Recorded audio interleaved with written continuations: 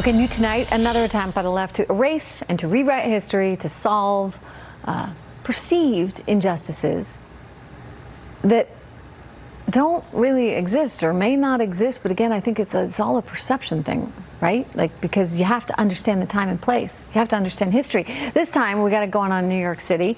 A commission handpicked by the city's far-left mayor, Bill de Blasio, you know, that guy running for president, is calling for male statues to be removed from Central Park and to be replaced by female statues.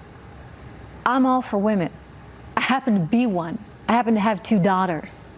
But since when did historical figures like Robert Burns and Christopher Columbus and Alexander Hamilton, for that matter, become so hated just because they're men? Joining me right now is presidential historian Doug Wead. Doug, I said it, right? Like, I'm a woman. I have daughters. I also have a son. I also have a husband. I also have a father. And I also recognize where we are in this moment in time. And I have no problem with adding women. Let's add some women statues to Central Park. Why not? We should, right? But you're going to take down the male statues and just replace them all with women? How does that make any sense? Yeah, you know, I agree with you. I, too, have 2 daughters, and I celebrate through history Catherine the Great and Cleopatra and Elizabeth I, and in modern times, Maggie Thatcher and Angela Merkel. I want the best for my daughters, and I think it'd be great to introduce statues of great women into Central Park. But I'm afraid that this is just being used as a device to rewrite history. We started in the 1970s with our textbooks, where we rewrote the speeches of George Washington, Patrick Henry. We left some original quotes in. We censored others because we felt they were too religious. And I always took comfort, Trish, going to the Jefferson Memorial or going to Mount Vernon and seeing on the tombstones, etched in stone, the original statements of these founding fathers. I thought, well, they can't take that away. But you know what? What you just doing. said, though, is an important reminder to everyone to go back and read original texts, right? So that you can see what was actually written at the time, as opposed to some, you know, grade school interpretation of it. But nonetheless, in New York City, we've got a guy who wants a grade school interpretation of history, and somehow you can whitewash that and make sure that all the men are just written out of history. I mean, why not add the women in? And you can be equitable that way. What is the real underlying goal?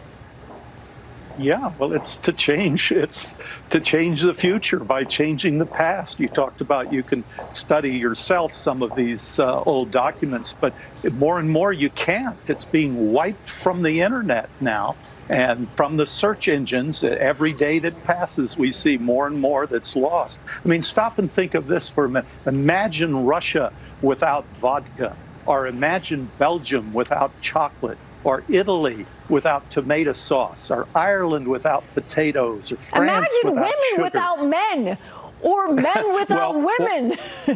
What I'm describing is Christopher Columbus. He changed the world. He made that great exchange, or none of that would have happened. One of the greatest figures of history. And we just want to he's haul seen him as a off bad to guy dumpster. now. He's a bad guy because, you know, he stole from Native Americans. I mean, it's really, it's sad when people just absolutely fail to understand the context of this. But you said something, Doug, which is really interesting. They're rewriting history so they can control the future. What is the future when you don't honor men and women equally? When you just say, okay, now we're gonna try and hurt men. We're gonna just get rid of all the male statues, replace them with women, because that makes us feel better about ourselves as a society. Well, I'm frightened for the future. It seems very Orwellian. We're headed into another dark age where information will be rationed out, and some information will be allowed to have our children.